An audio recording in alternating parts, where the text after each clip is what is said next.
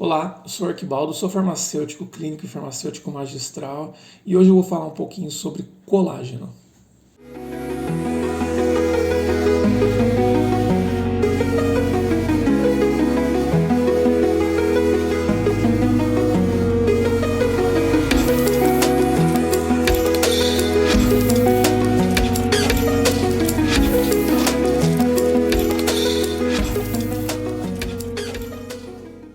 Bem, inicialmente nós vamos explorar um pouquinho sobre os conceitos de colágeno, o que é essa proteína, como ela se estrutura no nosso organismo, qual a composição, quais as funções básicas do colágeno. Posteriormente vamos também falar um pouquinho sobre o metabolismo, sobre a síntese e a degradação do colágeno e por fim vamos falar de suplementação. Então essa aula é uma aula completa, então eu espero que vocês gostem e que ajude vocês. Sobre a etimologia da palavra colágeno, a gente pode traduzir literalmente como gerador de cola, colagen.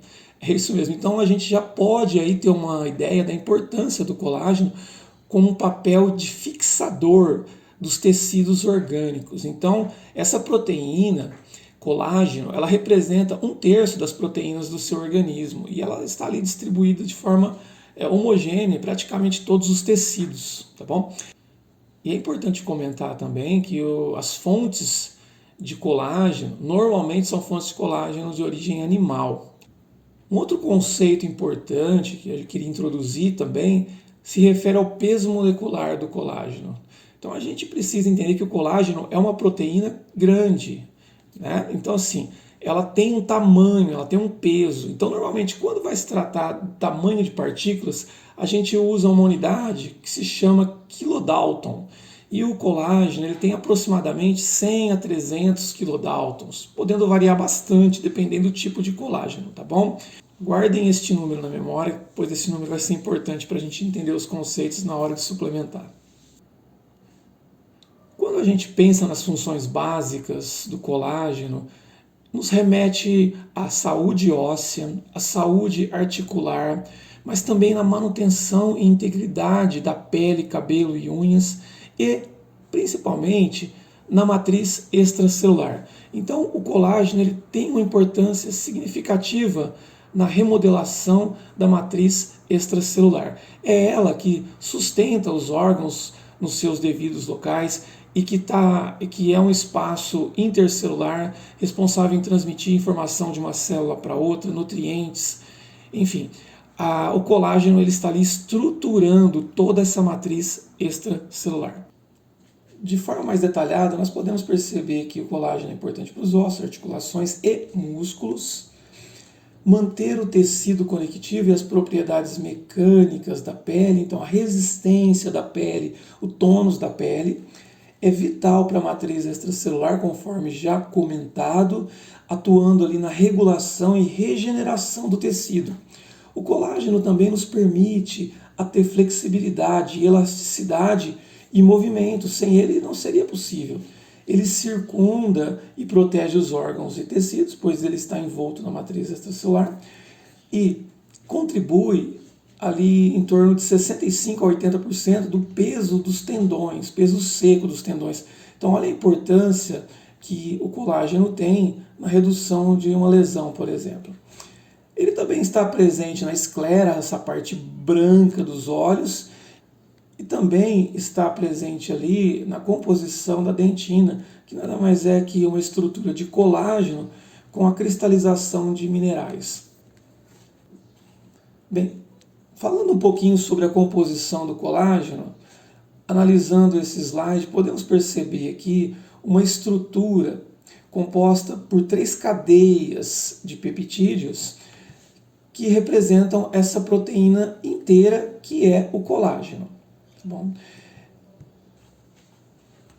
Observem também que essa estrutura ela é entrelaçada, então a gente percebe um emaranhamento dessas cadeias peptídicas formando a estrutura do colágeno.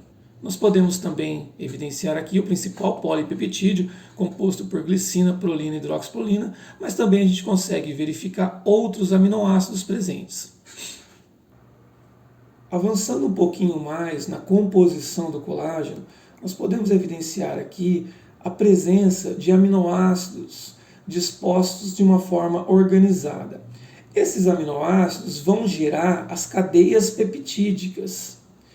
E já as cadeias peptídicas, por sua vez, vão formar a tripla hélice do colágeno, presente, por exemplo, no colágeno tipo 1.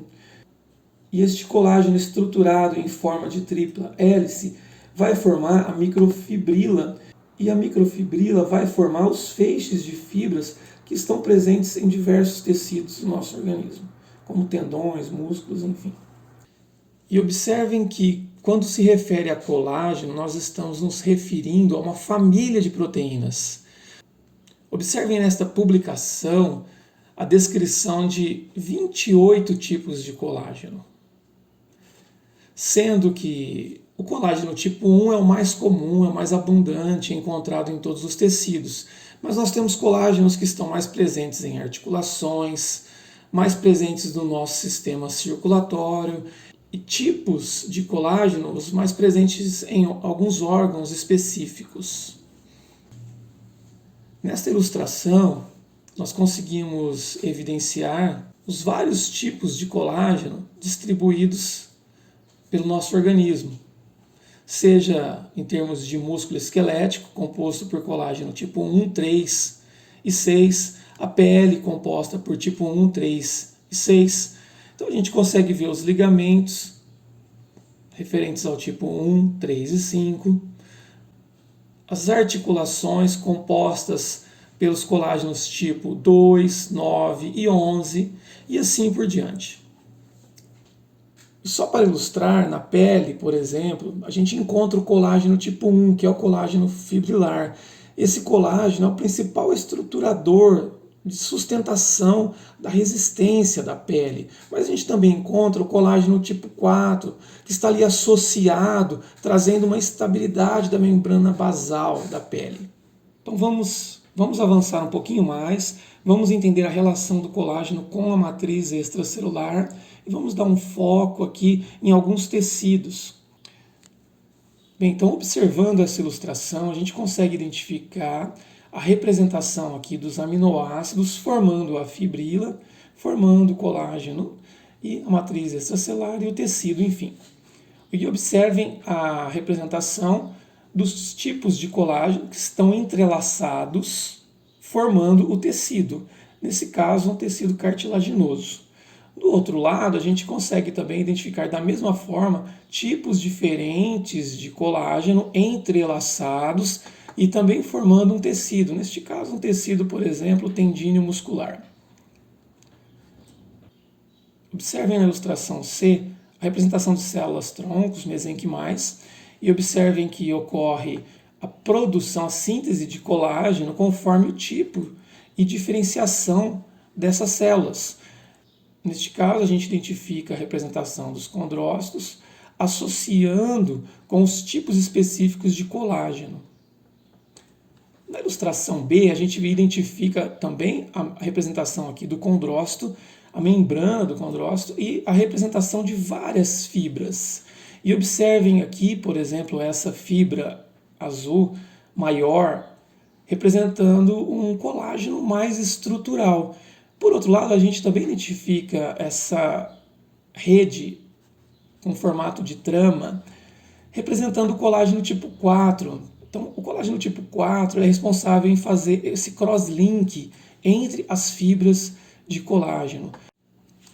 Então, nessa ilustração também a gente identifica aqui o colágeno tipo 6, a gente identifica as fibrilas do tipo 2, que vão formar o colágeno tipo 2, que é esse colágeno mais estrutural, além da presença de outras substâncias aqui, como os glicosaminoglicanos e o ácido hialurônico.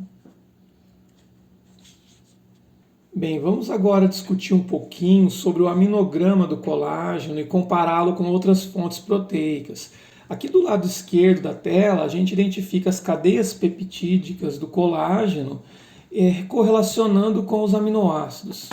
Percebam que o colágeno, de forma geral, apresenta 18 aminoácidos. Essa quantidade de 18 aminoácidos se dá devido à presença da hidroxilisina e da hidroxiprolina e também do ácido aspartico apontado aqui.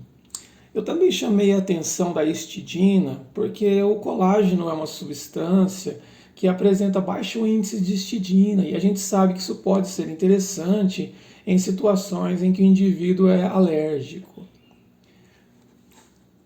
Em relação às outras fontes proteicas, a gente evidencia a presença da cisteína, esse aminoácido enxofrado, que também tem uma importância no organismo. Então, basicamente, essas são as diferenças que a gente vai ter. O que a gente pode perceber também é a presença do ácido glutâmico numa proporção mais elevada nessas fontes proteicas, principalmente o whey protein, a caseína e o leite, né? Comparado com o baixo índice de ácido glutâmico do colágeno. Isso também pode ser interessante porque o ácido glutâmico ele também é neuroexcitatório. Nesta outra tabela, o autor demonstra a comparação de várias fontes de colágeno com o colágeno, por exemplo, dos ossos humanos, que está listado aqui, ou de tendões humanos. Então a gente percebe que, de forma geral, não existe uma grande diferença de colágeno para colágeno, seja ele, por exemplo, um colágeno marinho, ou seja ele um colágeno, por exemplo, suíno, de origem suína, a gente não identifica uma diferença muito grande. Bem, e por que nós perdemos o colágeno ao longo da vida? Por que esse colágeno ele vai se degradando, se depreciando? Bem, a principal variável realmente é o envelhecimento celular, é o desgaste relacionado à exposição ultravioleta, que a gente sabe que desnatura as proteínas, e o colágeno é uma proteína, mas pode ser também devido a fatores hormonais, também devido a fatores nutricionais. Nós vamos verificar que, por exemplo, os condrócitos, eles são dependentes de vitamina C na produção do colágeno. E a gente pode ter ali fatores como a alteração no nível de hidratação. E um outro fator importante a ser considerado é a existência de enzimas denominadas metaloproteinases, que têm a função de degradar o colágeno. Bem, o que pode ocorrer é que alguns indivíduos podem ter uma maior expressão dessas enzimas por alterações genéticas ou por alterações nutricionais, já que elas são metaloproteinases, são dependentes, por exemplo, de zinco, elas podem desencadear uma alteração indevida nesses tecidos. A ideia é que a suplementação de colágeno ameniza a atividade dessas enzimas parte do princípio que essa suplementação pode servir de matéria-prima de sacrifício para a atividade dessas metaloproteinases, fazendo com que a atividade no tecido orgânico já estruturado não seja tão impactada. E vamos falar um pouquinho agora sobre a absorção do colágeno, e talvez esse seja um ponto de bastante desconhecimento dos profissionais da área de saúde e da população em geral. A ideia é que o colágeno é uma proteína grande, como a gente viu ali, entre 100 e 300 kilodaltons. Contudo, existe essa dúvida, a gente não absorve, o nosso organismo ele não está habilitado a absorver proteínas, essas moléculas grandes. Então, em decorrência dessa premissa, muitos profissionais alegam que não vale a pena suplementar colágeno, já que você não absorve o colágeno, uma vez que esse colágeno vai ser quebrado e que vai ser transformado em aminoácidos, por isso qualquer fonte proteica seria igual. Pessoal, isso não faz sentido, inclusive eu trouxe aqui para reiterar, para servir de subsídio essa pesquisa de 2015, que descreve o transporte de peptídeos. Ou seja, a gente realmente não absorve o colágeno da forma íntegra, mas a gente absorve sim peptídeos. Vamos comentar um pouquinho a respeito disso, vamos entender como isso funciona. E o que a gente percebe nessa ilustração é a presença desse transportador PEPT1, que transporta dipeptídeos e tripeptídeos. Então, ou seja, partículas com um tamanho ali entre 1 a 10 kilodaltons são absorvidas sim na forma de peptídeos. Então, um colágeno hidrolisado, como a gente vai ver um pouquinho mais para frente, nada mais é do que a quebra deste colágeno em peptídeos. Logo, se esses peptídeos forem compatíveis com a estrutura desse transportador, sim, o colágeno será absorvido na forma hidrolisada. Bem, vamos entender agora como o nosso organismo fabrica o colágeno, como funciona essa síntese proteica. Observem que o nosso organismo faz uso de principalmente 3 células, os condroblastos, os fibroblastos e os osteoblastos. Essas células utilizam como matéria-prima os aminoácidos já mencionados, além dos dientripeptídeos. Então percebam que a gente absorve pelos transportadores de membrana e esses aminoácidos vão ser utilizados para síntese proteica. Observem também nesta ilustração que a carga mecânica estimula a liberação de substâncias que, por sua vez, estimulam a transcrição do RNA mensageiro.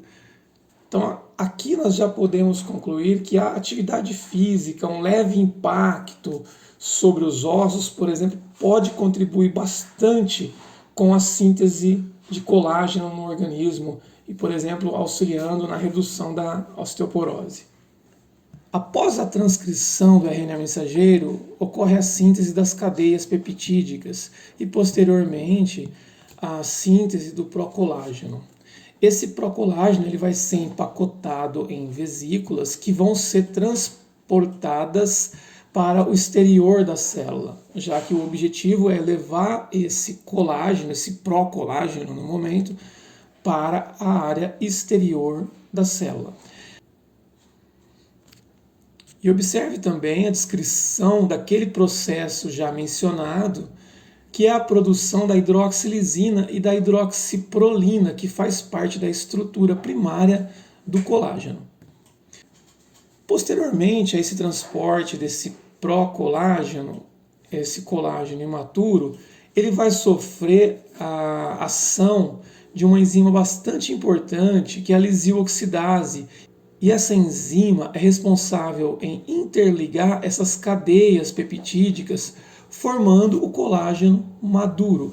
E observem também que esta enzima, além das enzimas mencionadas, são diretamente dependentes de ácido ascórbico, ou seja, de vitamina C.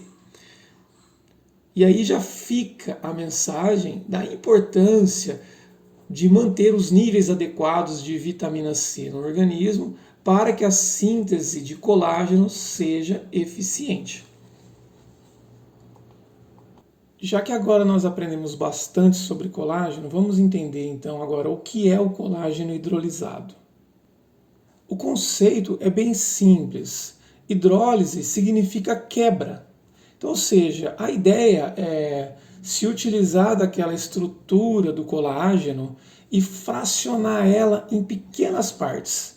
Isto é um colágeno hidrolisado. Percebam que inicialmente o colágeno está ali com seu peso molecular entre 300 kilodaltons, na forma nativa. Ele sofre um processo de desnaturação e posteriormente essas cadeias peptídicas vão ser fragmentadas através de um processo de hidrólise. Por isso se chama colágeno hidrolisado. Bom, e a partir daí nós conseguimos um peso molecular entre 3 a 6, 10 aproximadamente kilodaltons, que a gente viu que é totalmente viável a absorção intestinal. Bem, e quais os cuidados que você deve ter antes de utilizar o colágeno? Normalmente o colágeno não causa efeitos adversos. Contudo, a gente tem que considerar que pode existir algum indivíduo com uma sensibilidade a essa proteína, dependendo da origem. Se a gente utilizar um colágeno de fonte marinha, oriundo de peixes ali, ele pode sim ter uma reação alérgica ao colágeno. Mas eu já adianto que esta manifestação é muito inferior à manifestação, por exemplo, dos produtos oriundos do leite, como a caseína ou como o próprio whey protein. Bem, além do desenvolvimento desse processo alérgico, o indivíduo também pode manifestar ali sensações gastrointestinais, como a plenitude gástrica, que é o estufamento, ou então ela pode manifestar uma diarreia, caso esse colágeno não faça bem para ela. É uma outra possibilidade, que não é bem um efeito colateral, é a presença de um sabor desagradável devido ao perfil dos aminoácidos que estão ali presentes. E de forma geral, basicamente esses são os possíveis efeitos colaterais que o colágeno vai apresentar. Então eu volto a reforçar que é um suplemento seguro e que traz muitos benefícios realmente para a saúde. Conforme nós já verificamos, a síntese endógena de colágeno é totalmente dependente de cofatores e normalmente sabemos que esses cofatores são as vitaminas e os minerais. Então observem que a vitamina C é o primeiro cofator a ser considerado quando se pensa em colágeno. Conforme nós já vimos, a vitamina C participa de vários processos enzimáticos. Aqui nós podemos evidenciar a ação de um processo enzimático em cima do aminoácido prolina. E observem que a enzima prolil hidroxilase é diretamente dependente de vitamina C e ferro. E observem também que o processo de complexação da glicina terminal nesses aminoácidos também demanda o uso de magnésio. Então a gente pode ver aqui a representação do magnésio entrando na síntese proteica da hidroxiprolina. E agora eu trago um artigo para a gente estudar a função do cobre como cofator na síntese de colágeno. Vamos lá. Observem que inicialmente o cobre é reduzido por uma enzima metalorredutase e posteriormente ele acessa o condrócito e é entregue às chaperonas de cobre. Essas chaperonas vão transportar o cobre representado por esses círculos na cor azul clara. Este cobre vai ser complexado com uma outra enzima que é a cobre-zinco-sódio, que vai contribuir com a síntese de colágeno. Nesta outra via metabólica, a gente verifica o cobre sendo complexado ao atóx 1, que por sua vez vai ser transportado para o complexo de Golgi e para o retículo endoplasmático, que posteriormente vão fazer parte, vão ser integrados àquela enzima que eu já comentei, que é super importante na cross-linkagem, que é a enzima lisil-oxidase. E vocês podem verificar que ela é dependente também de cobre. Percebam que o cobre também tem um papel a nível de mitocôndria, de forma que também contribui por esta via para a síntese de colágeno. E por fim a gente pode verificar essa glicoproteína com o cobre complexado, que tem um efeito sobre a remodulação da matriz extracelular, contribuindo também para a síntese de colágeno. Um outro cofator, e talvez tenha o mesmo peso da vitamina C, é o silício. O silício a gente suplementa na forma de ácido ortossilícico e normalmente ele é complexado a uma proteína ou a um açúcar. E o silício ele também tem múltiplas funções na ancoragem da matriz extracelular e também na síntese de colágeno. Vamos verificar isso. Através dessa ilustração, nós conseguimos ver o silício fazendo parte da conexão da fibronectina com o colágeno da matriz celular. Nesta outra ilustração, nós podemos evidenciar que o silício contribui com a redução da atividade das metaloproteinases que degradam a matriz extracelular. Também reduz a formação de osteófitos, que são cristais relacionados à degeneração da articulação. E os osteoclastos, que são responsáveis pela degradação, pela limpeza da matriz extracelular óssea. E percebam também, de forma positiva, que ele estimula os osteoblastos, contribuindo com a síntese proteica óssea. E observem também que o silício estimula a síntese de cartilagens formadas pelo ácido hialurônico e colágeno. Neste estudo de 2020, os autores evidenciaram clinicamente a contribuição do silício na osteogênese. Então, o que eles perceberam? Eles perceberam que quando se usa o silício, a degradação óssea, a perda óssea, ela é minimizada de forma expressiva. Neste estudo, eles utilizaram de ratos, removendo os ovários, desta forma eliminando aí os hormônios, né, para isolar esta variável hormonal, e fizeram uma comparação com o indivíduo padrão. A primeira ilustração demonstra o perfil ósseo de um indivíduo padrão. A segunda ilustração demonstra o perfil ósseo do indivíduo que teve o ovário removido, porém foi utilizado a suplementação de silício. E o terceiro é o indivíduo que teve o ovário removido sem a utilização do silício. E o que nós podemos verificar é que o silício atua de forma expressiva na diferenciação dos osteoblastos, ou seja, na osteogênese. Então, de forma geral, o que esperamos ao se utilizar de colágeno e os seus devidos cofatores? Nós esperamos ossos saudáveis, ou seja, esses processos de osteopenia e osteoporose pode ser minimizado, pode ser reduzido com o uso precedente de colágeno e cofatores. Nós esperamos cabelos, pele e unhas mais saudáveis. Nós esperamos ganhos a nível de massa muscular, obviamente associado ao estímulo de hipertrofia.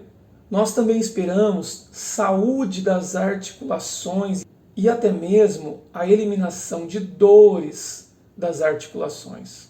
Nós esperamos também que o colágeno e os cofatores contribuam com o nosso sistema circulatório de forma que eles tenham um tônus e flexibilidade adequada, reduzindo assim o fenômeno de aterosclerose.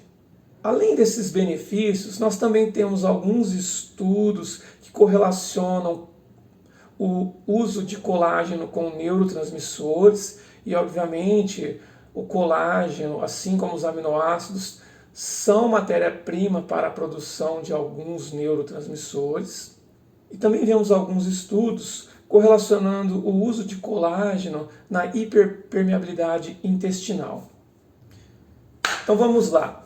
Enfim, como utilizar colágeno?